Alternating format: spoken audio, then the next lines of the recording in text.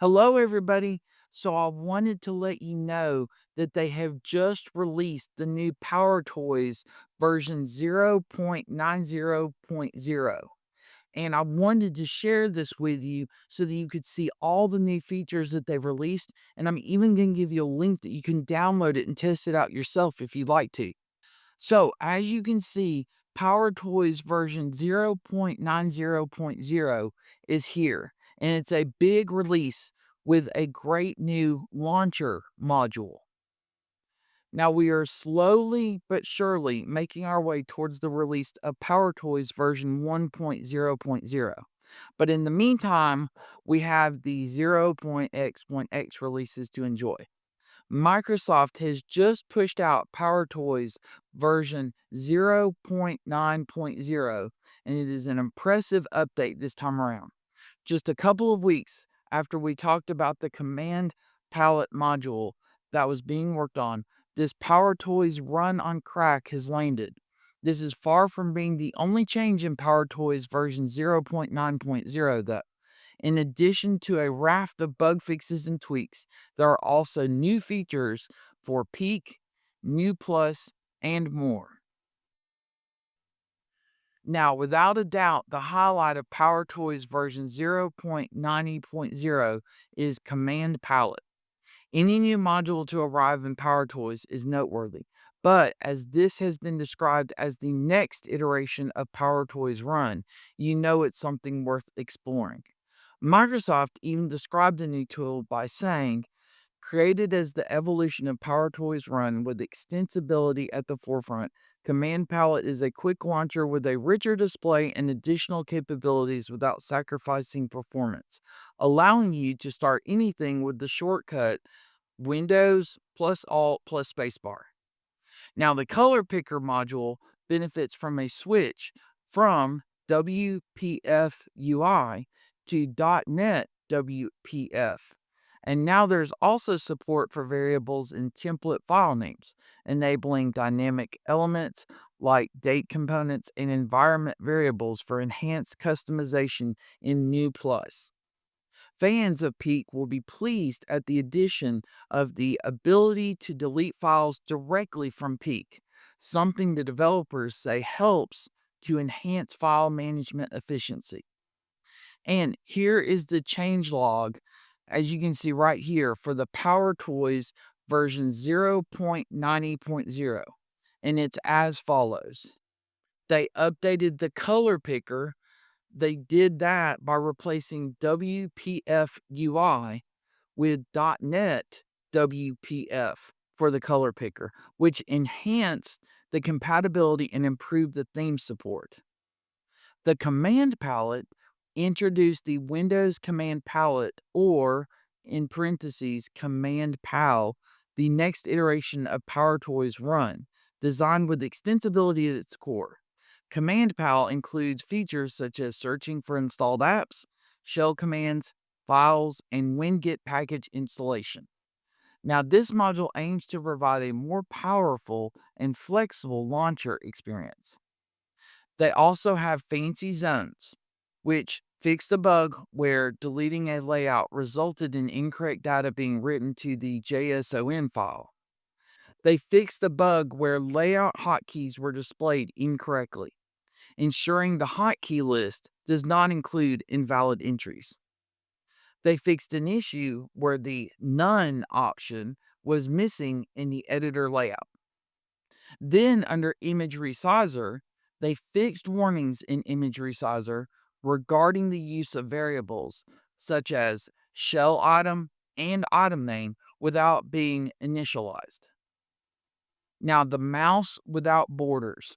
They enhanced the logger to properly track the file path for easier debugging, and refactored the common class into distinct individual classes to enhance maintainability, and updated all references and unit tests to reflect these changes.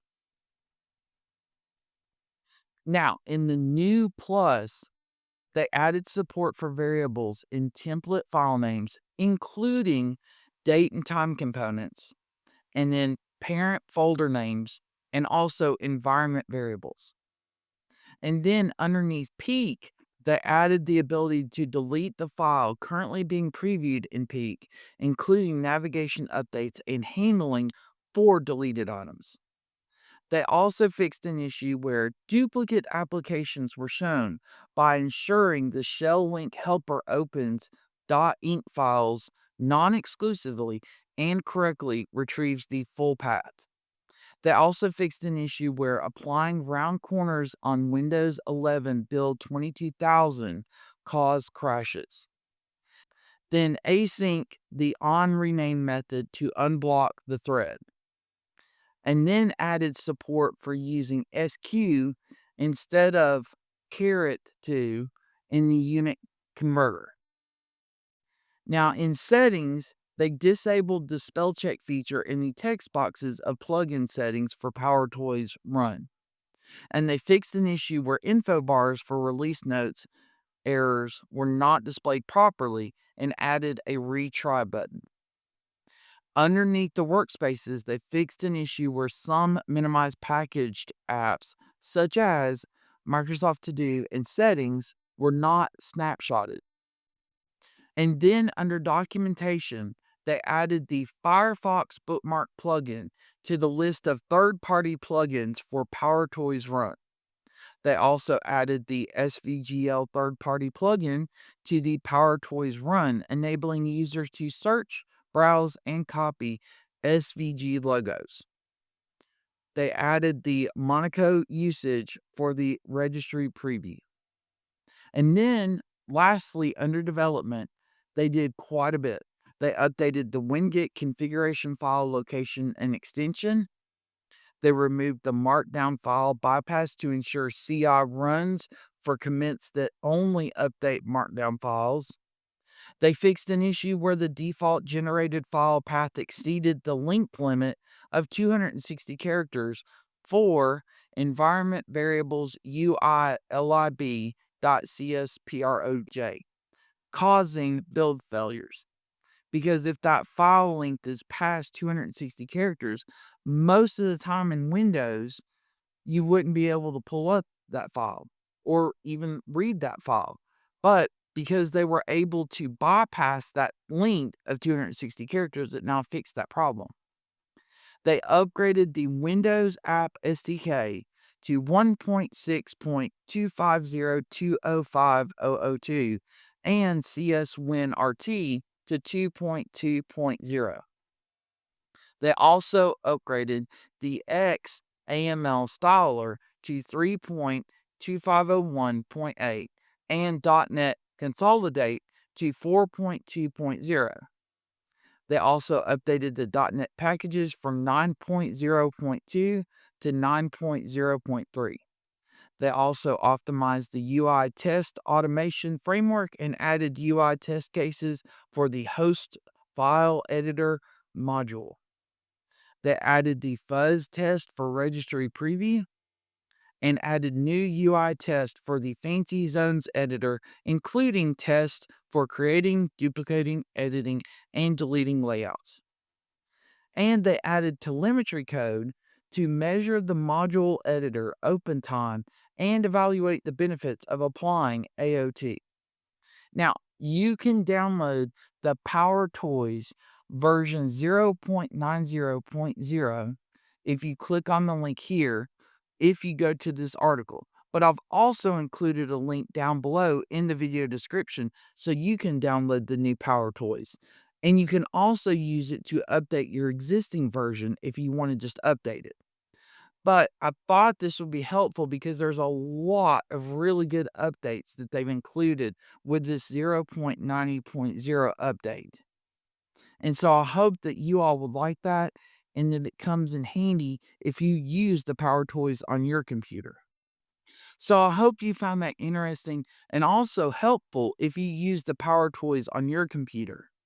If you do have any questions about this, or you just need me to go into more depth about it, please let me know down below in the comments and I will do my best to get back to you. And if there's a video, topic, article, or anything you would like me to create a video on, please let me know that down below in the comments as well, and I will do my best to create that video for you. And if you found this helpful and you'd like to support this channel, I included a link in the video description where you can buy me a cup of coffee if you'd like to. And as always, because you all do such a great job, if you can, hit that like and subscribe button so I can keep putting up more great content like, did you know that PowerToys just released version 0.90.0 and you can go and download and use it today? And I'll be more than happy to keep putting up all this great content for you all. Thanks so much, everybody. I really appreciate you all. I hope you have a great day. Take care. God bless, and I'll see you all next time. Bye.